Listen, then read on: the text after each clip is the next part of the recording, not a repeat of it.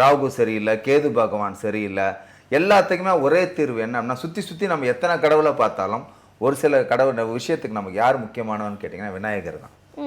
ஏன்னா அப்படின்னா தடங்களை நிவர்த்தி பண்ணுறதுக்கு வந்துட்டு விநாயகர் ஆட்டம் யாருமே கிடையாது உங்களுக்கு. ஸோ குழந்தை பாக்கியம் வந்துட்டு எனக்கு இல்லை அப்படின்றவங்க விநாயகருக்கு வந்துட்டு சந்தன காப்பு அபிஷேகம் பண்ணாங்க அப்படின்னீங்கன்னா அந்த குறை வந்துட்டு அவங்களுக்கு நிவர்த்தி ஆகும். உங்களுக்கு சந்தன காப்பு அபிஷேகம் வந்துட்டு ரொம்ப விசேஷமான அபிஷேகம் இருக்கிறதுலையே.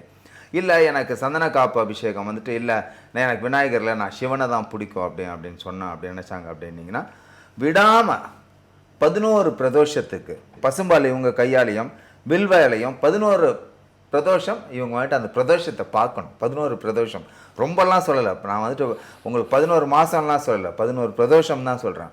11 பிரதோஷத்துக்கு சிவபகவானுக்கு பசும்பாலும், நல்ல பசும்பால், தூய பசும்பால், ஏன்னா அது நான் மென்ஷன் பண்ணுறேன் அண்டர்லைன் பண்ணி ஏற்கனவே சொல்லியிருக்கேன். பேக்கெட் பால் எல்லாம் பசும்பால் கிடையாது.